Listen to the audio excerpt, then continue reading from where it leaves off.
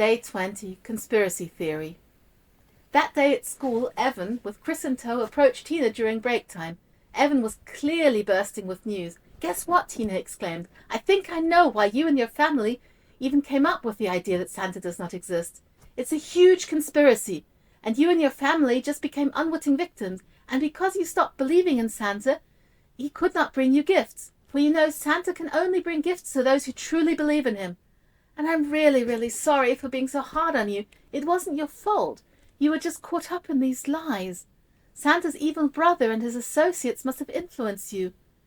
In Germany, it's supposedly easier for him to do so because Germans lack a sense of humor, making them more prone to disbelieving in magic." Tina was momentarily at a loss for words. She took a moment to collect her thoughts, carefully considering her response so as not to upset Evan again. She really did appreciate the truce they had established and was keen on avoiding the return of sullen looks and biting comments. She also felt hurt by the summary judgment that Germans lacked a sense of humor, but she decided that that was beside the point for now. Glancing at Chris, she noticed he looked away as if he wished to be anywhere but there at that very moment. Tina stated. "How do you know about that?" "Well," Evan explained, "I was chatting with my older brother, who is back for the Christmas holidays from studying in Germany. He shared with me the Bielefeld conspiracy. In Germany, you know, there's a city that doesn't exist. However, there's a group of people who conspire together to persuade everyone that that city, namely Bielefeld, is real, so that—" But, Tina blurted out, "the city does exist. My mother studied there for a bit." Evan shook his head sadly. "No wonder you fell for the Santa denial conspiracy. Maybe your mother is part of it, or maybe the two conspiracies are even linked." He pondered. Tina was stunned. However, true to what she and Chris had been learning about logical thinking and maintaining a structured approach, Tina decided to ignore the bait to jump on a discussion about the existence of Bielefeld. That was beside the point for now. Instead, she tried to comprehend what the Santa denial conspiracy was all about. So she remained silent while Evan got back to his story. "My brother felt compelled to share his knowledge about Germany and conspiracy theories because he heard that you, a German, was spreading the idea that Santa isn't real. You know, Santa has a brother Krampus, and this brother aims to steal people's happiness and joy and the cheer of Christmas. This joy and cheer is really important because it keeps people pleasant throughout the year. The universe, as he explained, is structured in a way that Santa and his magic can only operate through belief. The less people believe, the less power he has to spread joy and kindness of the season. Since Krampus desires to disempower Santa, he is orchestrating a campaign to eradicate belief worldwide. It's quite ingenious. Only a few individuals truly understand what's happening and are consciously collaborating with Krampus. However, most are unwittingly aiding in ridding the world of Santa, along with all goodwill, cheer, and kindness. You know, nothing happens by coincidence."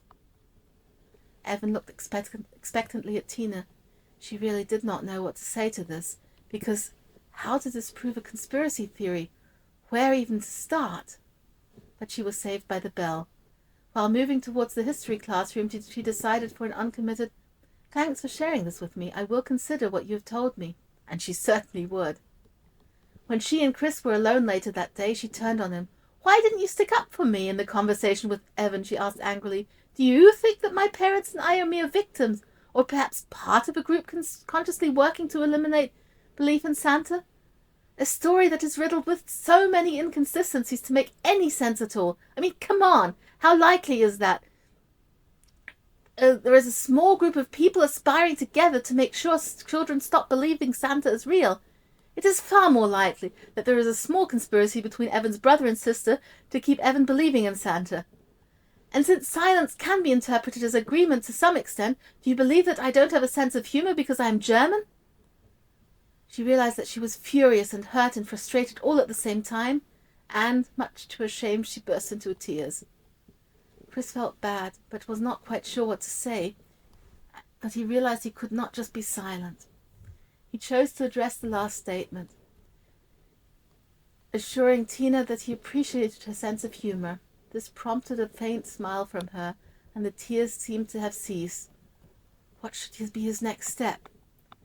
Trying to get Tina back to talking rationally and divert her from the emotional turmoil he wasn't quite sure how to handle, he began, "Regarding standing up for you, honestly, I was just as taken aback as you were. Evan didn't tell me about the topic he intended to discuss with you. Unfortunately, there wasn't much time to say anything as break time was ending." Tina's scowl began to resurface, so he changed tactics. "What would you have liked me to do?" Tina sniffled. "I don't know," she said. "I just felt overwhelmed by what Evan was saying, and I felt like whatever I said would be meaningless, because as a conspirator or a victim it would mean nothing, and hence I would be strengthening the claim. I just hate feeling helpless, and it would have been nice to feel that you were on my side instead of just an uncomfortable bystander. But I guess I do see that you're in an awkward position, since Evan is your best friend. It would mean a lot to hear that you didn't agree with Evan, though," she added. Chris assured her, because he truly thought that Evan's theory sounded preposterous. Feeling himself on safer ground, he asked the question, "How do you think one can figure out that a theory is a conspiracy theory and not the truth?" Tina, distracted from her woes, looked thoughtful. "Well, first it makes sense to examine what they are saying and try to identify any presuppositions. For instance, the statement, 'Nothing happens by coincidence,' is quite broad and not necessarily a widely accepted belief. Also," Chris added, "it makes sense to check who is the person spreading the theory. Is it a recognized authority in that area, and is the person using evidence from science?" Tina grinned. "A big no in that case," she said, "and probably also good to check if a theory is quoted by several media outlets and scientists and academics. Also, isn't it an indication if the person avoiding complexity and elevating their information as the sole valid truth? Another indicator could be demonizing whoever they think is behind the plot, creating an emotionally charged atmosphere to distract from arguments," Chris added. Tina pondered for a moment and then raised a question. "But haven't we learned that just because the way the evidence is presented is bad, it doesn't mean that the evidence is not there?" she asked. "I mean, I know I'm more inclined to believe someone presenting something in a logical, factual manner, admitting to not knowing everything and so on, but doesn't that make me biased to believe that form of address?" Chris thought for a moment.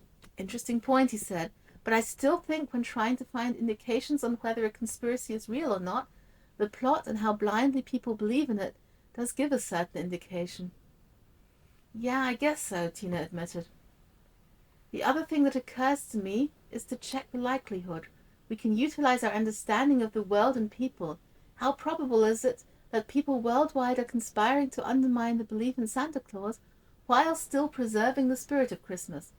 Wouldn't they want to eradicate kindness and happiness rather than simply omitting Santa and allowing humans to create the magic of the season?" As Chris and Tina continued talking and discussing, they returned to their usual harmonious spirit. Conspiracy theory. Explaining that your claim cannot be proven or verified because the truth is being hidden and or evidence destroyed by a group of two or more people. When that reason is challenged as not being true or accurate, the challenge is often presented as just another attempt to cover up the truth and presented as further evidence that the original claim is true.